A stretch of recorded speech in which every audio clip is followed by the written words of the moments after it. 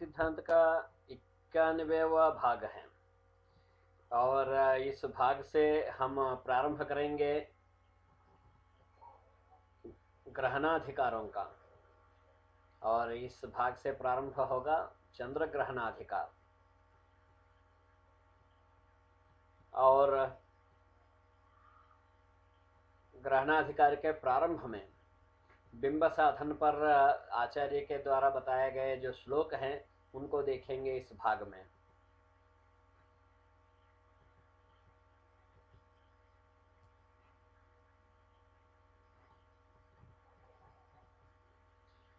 सार्धानि षट्सहस्राणि योजनानि विवस्वतः विष्कम्भो मंडलस्येन्दोः सहाशीत्या चतुष्शतम्। बिंब को जानने से पहले पिंड को जानना आवश्यक है। और पिंड का मतलब उसकी चौड़ाई, लंबाई इत्यादि, अर्थात उसका क्षेत्रफल, उसका घन क्षेत्रफल कितना है इत्यादि बातें जानना आवश्यक होते हैं। और यहाँ पर आचार्य बताया है विष्कंभ अर्थात व्यासमान को, क्योंकि व्यास और परिधि का संबंध आपस में बना रहता है और उसी संबंध का द्योतक हम जानते हैं पै से लिया जाता है, जो आर्यभट्टियम में भी देखने को मिलता है।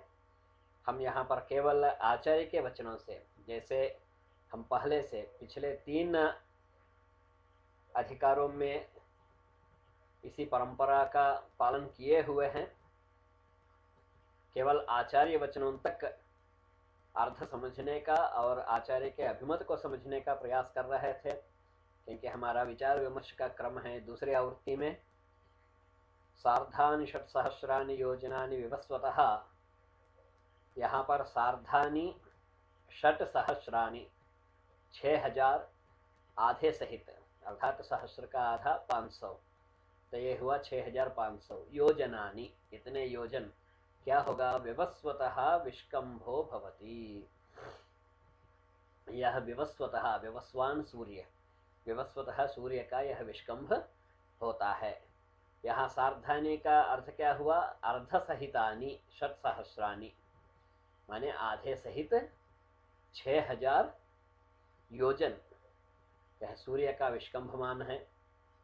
इसी प्रकार से मंडलस्येन्दोः सहाशीत्या चतुष्शतम्, मंडलस्येन्दोः, इंदोः मंडलस्य, इंदोः चंद्रमा का, मंडलस्य मंडल का, विष्कम्भः जो व्यासमान है वह क्या होगा, सहाशीत्या चतुष्शतम्, सह अशीत्या चतुष्शतम्। सहाशीत्या का अर्थ हुआ अशीत्या सह, अशीति 80, 80 के साथ 400, अर्थात 480 योजन यह चंद्रमा का विष्कम्भमान है। और यदि हम इस प्रकार सूर्य को देखें तो यहाँ पर इसका ये जो विष्कम्भमान है, अर्थात ये जो व्यासमान है 6500 योजन का, इसी प्रकार चंद्रमा का जो विष्कम्भमान है यह 480 योजन का। स्फुटस्वभुक्त्या गुणितौ मध्यभुक्त्योद्धृतौ स्फुटौ,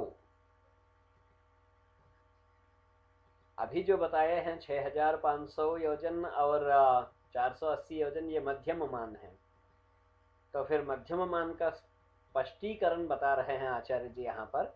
तौ, यहाँ गुणितौ, उद्धृतौ, स्फुटौ जैसे द्विवचन में प्रयोग हुआ है।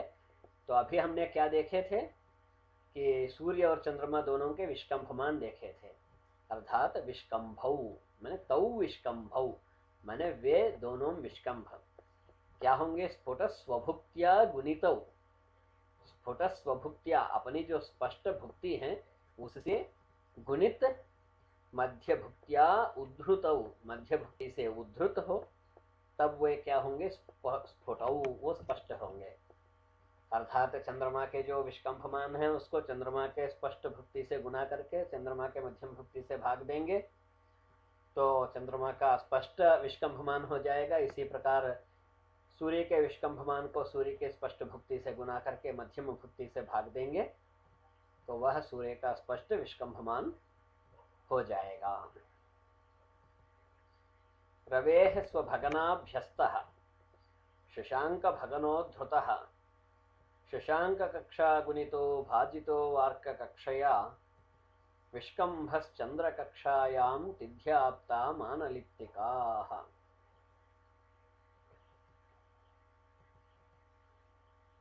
रवेः, रवे है सूर्य का, सूर्य का क्या, तो यहाँ पर साधन तो हुआ है विष्कंभ का, यहाँ पर बताया गया है विष्कंभ का मान।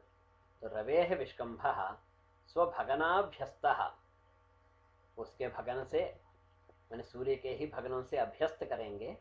शशांक भगनोद्धृत, शशांक के जो भगन है उनसे उद्धृत करेंगे, भाग देंगे। तो वह क्या होगा, विष्कंभस चंद्र कक्षायाम, चंद्र कक्षायाम विष्कंभ, चंद्रमा की कक्षा में सूर्य का वह विष्कंभ होगा। यहाँ पर एक शब्द का प्रयोग हुआ वा, अथवा यहाँ विकल्प से भी चंद्र कक्षा में सूर्य के विष्कंभमान को ले आना आचार्य बता रहे हैं। रवेह विष्कंभ, ये तो यहाँ पर फिर इसी को सूत्र रूप में देखते हैं। रवेह विष्कंभ गुणितः रवि भगनैहि, उद्धृत करेंगे उसको चंद्र भगनों से, तो वो जो लब्धि होगी वह होगा चंद्र कक्षायाम सूर्य विष्कंभ, चंद्रमा के कक्षा में वो सूर्य का विष्कंभमान होगा। रवेः स्वभगनाभ्यस्तः शशांक भगनोद्धृतः। अब इस श्लोक के बाद जो क्रम अभी बचा है विकल्प वाला वह ये है, शशांक कक्षा गुणितो भाजितो वार्क कक्षया। तो रवे है वह उभयनिष्ठ है दोनों स्थानों में। रवे है विष्कंभ, सूर्य का विष्कंभ को शशांक कक्षा गुणितः, चंद्रमा की जो कक्षा है उससे गुणित करेंगे, और भाजितः अर्क कक्षया, सूर्य की कक्षा से भाग देंगे, तो चंद्र कक्षायाम विष्कंभ भवति, माने चंद्र कक्षा में सूर्य का वह विष्कंभ हो जाएगा। रहे वह विष्कंभ चंद्र कक्षा गुणितः अर्क कक्षया भाजितः लब्धिः चंद्र कक्षायाम सूर्य विष्कंभ। रवे के विष्कंभ को चंद्र कक्षा से गुना करके फिर उसको योजनात्मक सूर्य कक्षा से भाग देंगे तो सूर्य का विष्कंभ होगा। अंत में आचार्य बता रहे हैं तिथ्याप्ता मानलिप्तिका। अभी यहाँ पर सारी प्रक्रिया योजनात्मक मान में किया गया है, और फिर योजनात्मक मान को बिंबात्मक मान में परिवर्तित करने के लिए आचार्य कर रहे हैं तिथ्याप्ता, तिथि यानी 15, जो भी आया उसको 15 से भाग दे दीजिए। मानलिप्तिका अर्थात कलादि मान हो जाएगा, बिंबमान हो जाएगा। यहाँ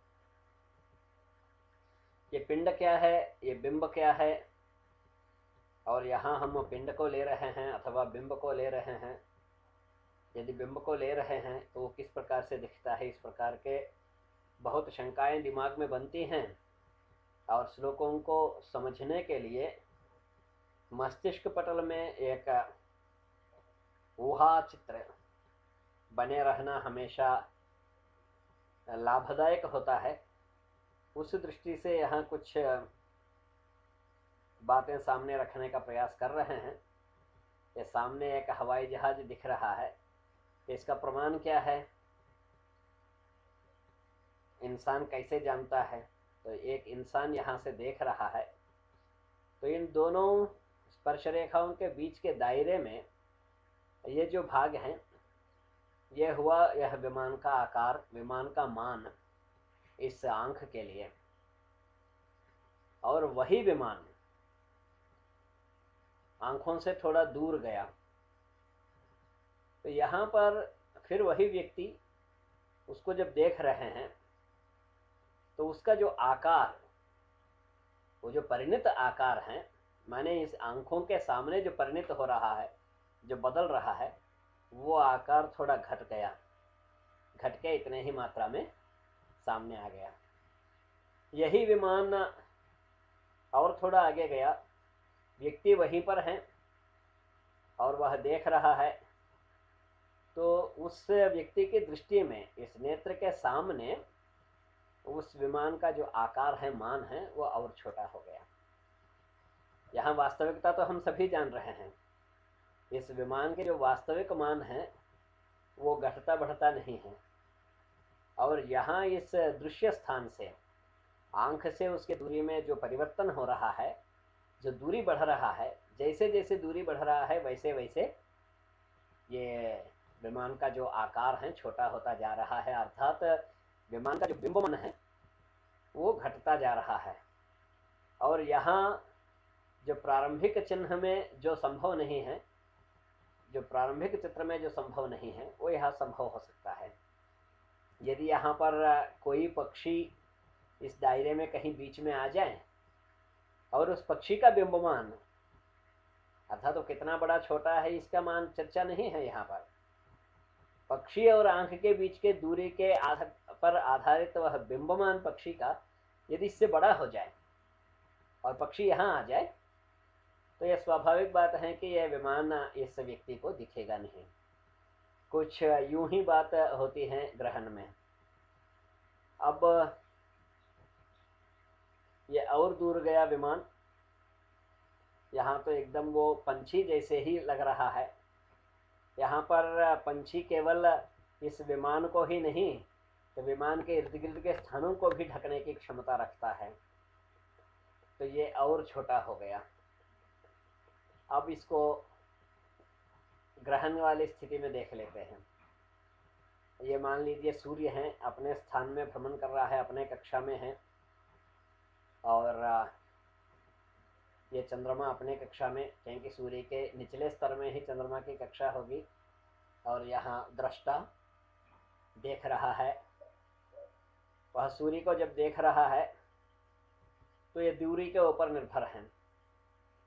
अब सूर्य उसके सामने आकार सूर्य का इतना है, किंतु जब चंद्रमा के परिप्रेक्ष्य में चंद्रमा के द्वारा ढके जाने वाले उस सूर्य का जब इनको अवलोकन करना है तो यह स्वाभाविक बात है कि यह सूर्य भी इनको यहीं पर चंद्र कक्षा में ही दिखाई देंगे जब चंद्र से ग्रहण होते हुए।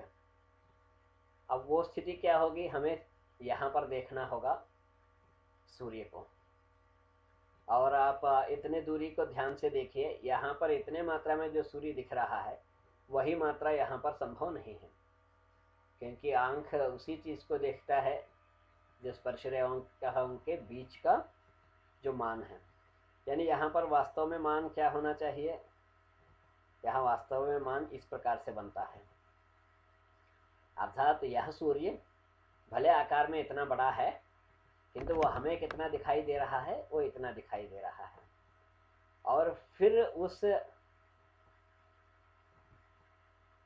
उसी स्थान में स्थित है चंद्रमा जब आगे बढ़ के जब आ जाते हैं सूर्य के पास, तो यहाँ देखिए चंद्रमा सूर्य के कुछ हिस्से को ढक लिया है, किंतु पूरा ढक नहीं पाया है, क्योंकि यहाँ पर सूर्य का बिंब बड़ा होने के कारण चारों ओर से सूर्य दिख रहा है। ये एक रिंग जैसे दिख रहा है, कंक, इसको हम वलयाकार ग्रहण या कंकनाकार ग्रहण कहते हैं सूर्य का। और यदि चंद्रमा का जो बिंबमान है उससे भी छोटा हो जाए सूर्य, तो फिर बहुत स्पष्ट है चंद्रमा सूर्य को पूर्ण रूप से ढक लेंगे। और ये भी बात बनता है जो संपूर्ण सूर्य ग्रहण लगता है तो उस संपूर्ण सूर्य ग्रहण में स्थिति यही बनता है, जो छोटा चंद्रमा है वो बड़े सूर्य का ग्रहण कर लेता है, अर्थात आच्छादित लेता है, पूरा ढक लेता है। तो ये कैसे संभव है, ये वैसे ही संभव है जैसे वहाँ हम हवाई जहाज को देखे थे। उतने बड़े हवाई जहाज और दूरी के कारण दृष्टा को इतनी छोटी दिखती हैं, और उतने छोटे दिखने वाले हवाई जहाज को एक छोटा सा पंछी जो आकार में बहुत छोटा है उस सूर्य से, अर्थात उस हवाई जहाज से, किंतु वो ढकने में सक्षम हो जाता है। यही बात कुछ यहाँ भी बनता है। इसलिए आचार्य इस चंद्र ग्रहणाधिकार को प्रारंभ ही इस बिंब साधन से, बिंबमान से किए हुए हैं। पिंड जो दिखने वाला, पिंड जो वास्तविक आकार और उसका जो दृश्यमान रूप है वही बिंब हुआ। और फिर मिलते हैं अगले भाग में।